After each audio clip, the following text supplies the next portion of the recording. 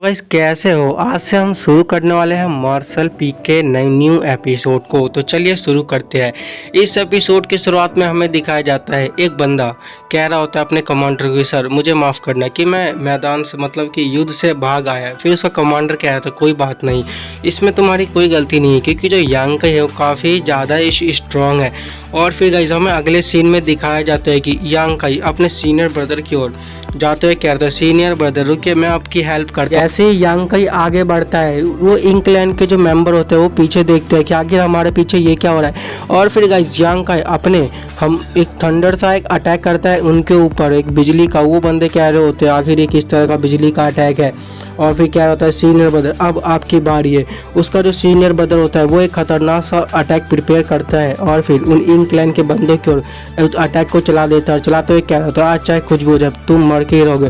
और फिर अगला सीन में दिखाया जाता है कि वो जितने भी इंक्लैन के मेंबर होते हैं वो मारे जाते हैं। उनका अपने सीनियर ब्रदर के पास आता है और उसको कहता है, सीनियर ब्रदर क्या आप ठीक हो। उसका सीनियर ब्रदर कह रहा होता है कि हाँ मैं अभी ठीक हूँ, मैं अभी इतना तो लायक हूँ कि मैं फाइट कर सकता हूँ। और फिर गाइस बैटल फील्ड की ओर शिफ्ट होता है। बैटल फील्ड की ओर हमें दिखाया जा रहा होता है कि यांग अपने मन में सोचता है कि सिट यार अभी की सिचुएशन काफ़ी ज़्यादा बेकार है। और सिचुएशन तब ज़्यादा बेकार हो जाएगी जब इंक्लैन के और ज़्यादा रीइंफोर्समेंट आ जाएगी। और फिर उसका सीनियर ब्रदर कह रहा होता है वहाँ पे देखो हमारा 8th रैंक का मास्टर मारा जा चुका है। और फिर हमें अगले सीन में दिखाया जाता है कि जो इंक्लैन का कमांडर होता है उसने 8th रैंक के मास्टर को मार दिया होता है। यांग का सीनियर ब्रदर गुस्से में कह तू साले कमीने कहीं के। और फिर गाइस वो कमांडर यांग को कह रहा होता है कि यांग क्या तुम्हें सच में ऐसा लगता है कि तुम ही हो जो लोगों को मैनिपुलेट कर सकते हो। और वो अपने मन में सोच रहा होता है कि मैं ढूंढना एक समय की बर्बादी होगी, तो क्यों ना मैं एक ऐसा करूँ कि तुम्हारे 8th और 9th रैंक के मास्टर को मैं मार डालूं। देखते हैं कि हम दोनों में से आप पहले कौन हारेगा। वो बंदा अपने मन में सोच रहा होता है फिर से कि इंक्लैन है ये सब चीज़ें तो अफोर्ड कर सकता है, लेकिन जो ह्यूमन रेस है वो ये सब चीज़ें अफोर्ड बिल्कुल नहीं कर सकती है।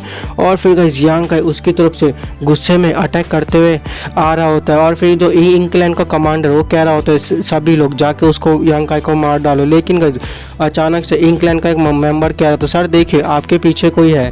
वो बंदा कह रहा था क्या मेरे पीछे, देख के तो ऐसा लगता है ये औरत तो जियांग सैन का है। वो कह रहा था नहीं सर फिर से देखिए। इंक्लैन का कमांडर अपने मन में पीछे देखते हुए सोच रहा होता है आखिर ये रेयर हो रहा कहाँ से आ रहा है। और फिर गाइस सीन शिफ्ट होता है, हमें उसके पीछे दिखाया जाता है कि दो ह्यूमन रेस की तरफ से कोई मास्टर आ रहे होते हैं। और फिर अगले सीन में दिखाया जा रहा होता है इंक्लैन के बंदे कह रहा होता सर देखिए यांग का यहाँ से डिसअपेयर हो चुका है। वो कमांडर कह रहा होता है देख के ऐसा लगता है कि जो यांग है ना वो स्नीक अटैक करने वाला है, इसीलिए सभी लोग तैयार हो जाए। और फिर उनके जो पीछे 2 मास्टर आ रहे होते हैं उनमें से एक मास्टर कह रहा होता मैं आर्मी का चीफ हूँ, इसीलिए मैं खुद ही अब एक्शन में आ चुका हूँ और मैं अब तुम लोगों को नहीं छोड़ूंगा। आर्मी का जो कमांडर होता है वो पीछे देखते हुए कह रहा होता है कि मी जंगलैंग आखिर ये बंदा यहाँ पे क्या कर रहा है। और फिर गाइस इंक्लैन के कमांडर के साथ एक जो बंदा खड़ा होता है वो कह रहा होता है सर देखिए हमारे लिए तो once in life time opportunity है, क्योंकि जो एनिमी का लीडर है वो खुद ही यहाँ पे आ चुका है, क्यों ना हम इसको जाके मार डाले।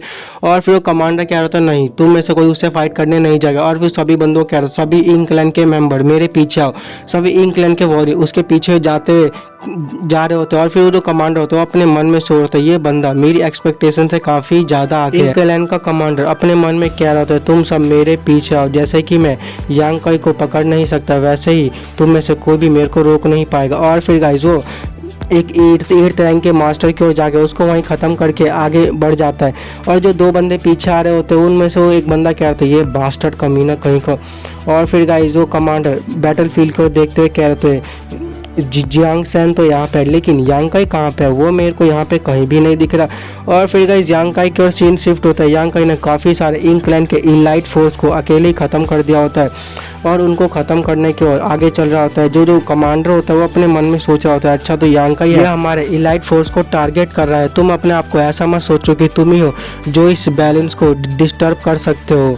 और फिर गाइस यांग उन सबको ख़त्म करने के बाद एटीट्यूड में आगे चल रहा होता है और कह रहा होता है चलो अब हम फाइट शुरू करते हैं। तो जो रॉयल गार्ड होते हैं वो भागते हुए रुक जाते हैं और ह्यूमन रेस की तरफ से एक मास्टर कह रहा होता चीफ कह रहा होता है कि आखिर तुम भाग क्यों नहीं रहे हो। वो कमांडर कह रहा होता है आखिर मैं यहाँ से भागूँ क्यों।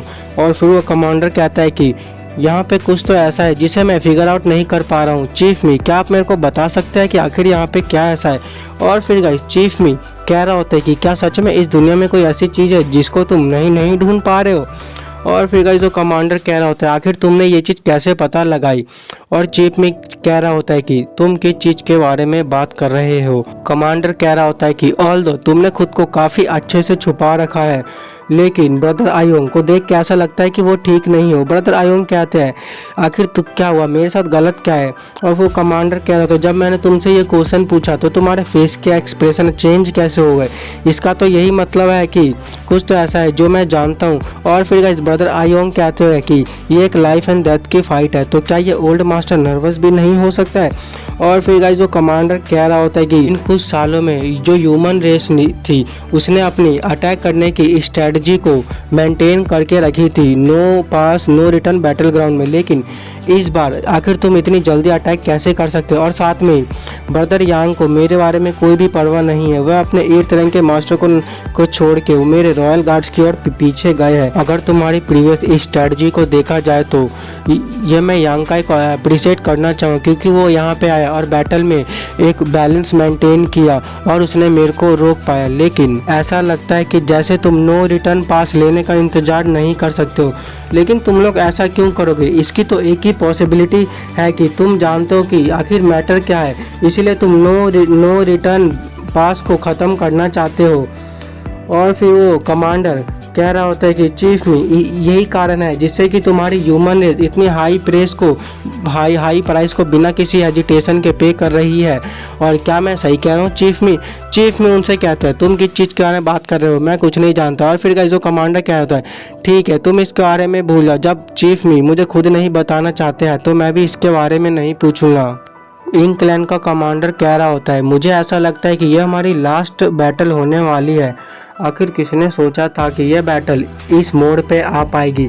और फिर गाइजो कमांडर कह रहा होता है कि हाउ एवर कमांडर मी इंक क्लैन की तो स्ट्रेंथ अभी करेंटली बहुत ही ज़्यादा कम है, ये ह्यूमन रेस के लिए इतना ज़्यादा आसान नहीं होगा कि इंक क्लैन को टेक डाउन कर पाए। लेकिन मैं ये उम्मीद करता हूँ कि बैटल ख़त्म होने के बाद ह्यूमन रेस अपने लॉसों की भरपाई कर पाएगा। और फिर गाइज मास्टर आयोंग कह रहा होता है आखिर ये तुम किस तरह की बकवास कर रहे हो, आज मैं तुम्हें जान से मार दूंगा। इंक क्लैन का कमांडर कह रहा होता है कि क्या तुम्हें सच में ऐसा लगता है कि तुम मुझे इतनी आसानी से मार सकते हो, आज तुम हो जो मरने वाले। और फिर गाइस जो कमांडर चिल्ला के कहता है सभी लोग बाहर आओ। और फिर गाइस ह्यूमन रेस की तरफ से वो मास्टर अपने मन में सोच रहा होता है क्या इंक क्लैन अभी भी कुछ ऐसी चीज़ है जो हमसे छुपा रहा है। और फिर वो कमांडर कह रहा होता है जब ये हमारी लास्ट बैटल है तो फिर मैं भी पोलाइट नहीं होने वाला हूँ। और वो कहता है कि सभी इंक क्लैन के मेंबर ध्यान दो, चाहे कुछ भी हो जाए, चाहे अपनी मरते दम तक इनसे फाइट करते रहो। और फिर वो एक बंदे की ओर मारने की ओर आगे बढ़ते हुए कह रहा होता है कि अब तुम मरो। जैसे ही वो अटैक उस बंदे की ओर आता है वो बंदा पूरी तरह से डर जाता है और अपने मन में सोच रहा सीट यार मैं अभी पूरी तरह से घायल हूँ, मैं खुद को बचा भी नहीं सकता। लेकिन जैसे ही उसकी तरफ अटैक आता है उसकी ओर एक लड़की आके शील्ड बना के बच जाती है और कहती है तुम पीछे हटो। और फिर गाइस चीफ सभी बंदों कहता है तो तुम 4 बंदे जाके रॉयल गाइड से फाइट करो और बाकी के जो 9th रैंक के मास्टर है वो मेरे पीछे है। वो 9th रैंक के मास्टर कह रहे होते हैं ठीक है चीफ हम समझ गए, हम आपके पीछे आते हैं। और फिर गाइज वहाँ पे एक खतरनाक सी फाइट शुरू होने लगती है इंक क्लैन और ह्यूमन रेस के बीच में। एक बंदा डरते हुए भाग रहा होता है और कह रहा था वो देखो आसमान में इंक क्लैन की बैटलशिप आ चुकी है। और फिर हमें दिखाया जाता है गाइज वो जो बैटलशिप की तरफ से काफ़ी सारे अटैक ह्यूमन रेस के ऊपर आ रहे होते हैं। और फिर गाइज वहाँ पे एक शिप नीचे गिरने लगती है बैटल फील्ड पे। वो एक बंदा बचते हुए भागते हुए कह रहा होता है सीट यार यहाँ पे तो एक शिप नीचे गिर चुकी है। वो कहता है ध्यान से देखो वहाँ पे और काफ़ी सारे बैटलशिप आ चुकी है। और फिर हमें अगले सीन में दिखाया जाता है वहाँ पे 100 से ज़्यादा बैटलशिप आ रही होती है। और फिर गाइज हमें अगले सीन में इंक क्लैन के एक बंदे को दिखाया जा रहा था। वो कह रहा होता है कि मैं ज़्यादा देर तक होल्ड नहीं कर सकता, प्लीज़ कोई आके मेरी मदद करो। फिर हमें 2 बंदों को दिखाया जा रहा था इंक क्लैन के, उनमें से एक बंदा कह रहा होता है लगता है हमें भी अब फाइट में जाके इन्वॉल्व होना चाहिए। वो दूसरा बंदा कहता है ठीक है फिर हम दोनों साथ में चलते हैं।